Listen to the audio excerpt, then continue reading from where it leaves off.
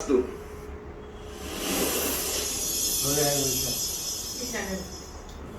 નામ સુજિત્રા ઈશાન, હું કૌશલ વિદ્યાભવન સુરતમાં અભ્યાસ કરું છું.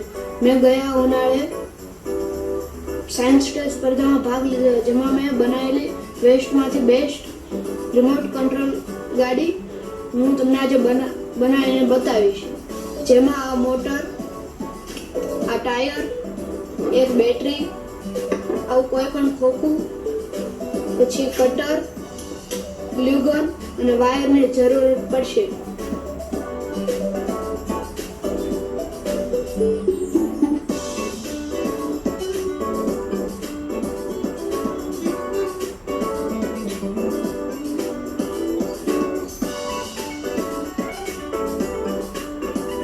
પહેલા મોટરને કાપેલી જગ્યાએ ફિટ કરી દેવાની. પછી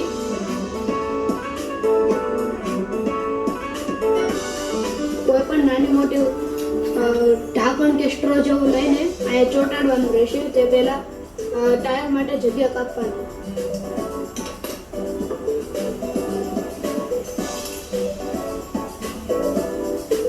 હવે આમાં ગમ લગાડવાનું.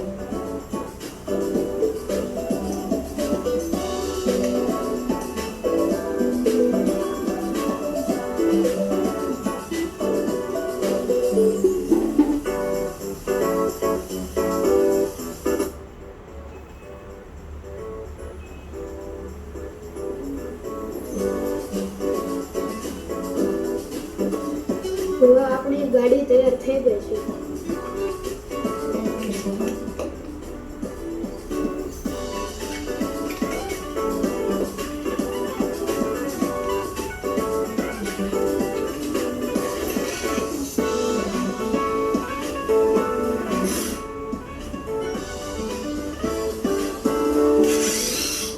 હું આ બીજી મારી રિમોટ વાળી ગાડી બતાવીશ.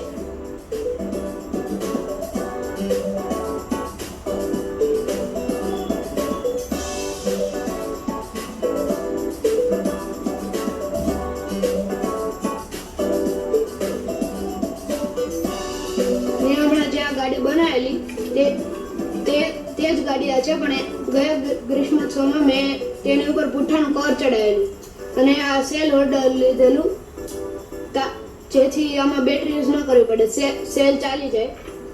અને રેડીમેડ સર્કિટ મળે તે મેં આમાં યુઝ કરેલું છે. અને આ રિમોટ જે બગડી ગયો હતો તે મેં રિપેર કરી આ ગાડી માટે બનાવ્યો. તમે પણ મારી જેમ વેસ્ટમાંથી બેસ્ટ આવા રમકડા બનાવી શકો છો.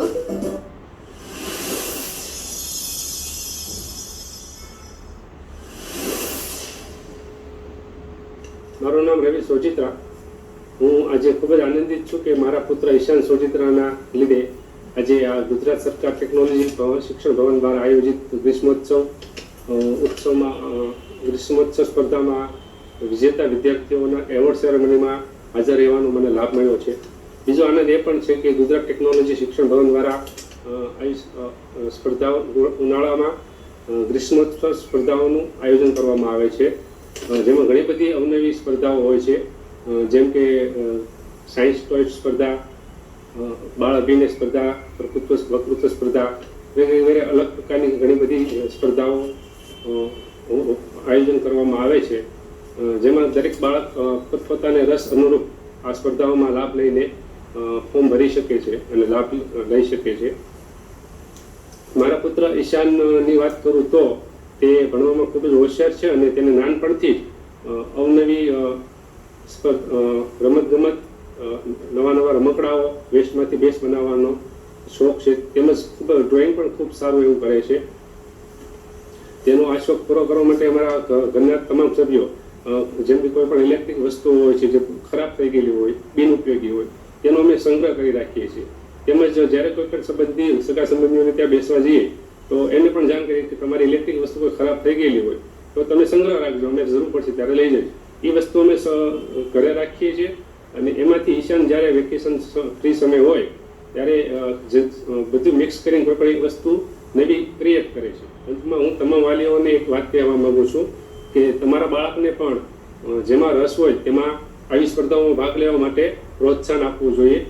એના માટે તમારે સમયનું થોડું યોગદાન આપવું પડે તેમ છે. અને સૌથી મહત્વની વાત કે તમારા બાળકને એમાં શેમાં રુચિ છે એ પણ તમને ખ્યાલ હોવો જોઈએ. હું મારી વાત કરું તો આ સ્પર્ધા માટે મેં એક અલગથી સમય નથી ફાળવેલો. એક સમય હું જ્યારે ફેસબુક ચેક કરતો હતો તેમાં એક રઘુ રમકડું કરીને પેજ ફોલો કરું છું. તેમાં આ સ્પર્ધા વિશે મને ખ્યાલ આવ્યો કે ગ્રીષ્મોત્સવ સ્પર્ધાનું આયોજન થાય છે.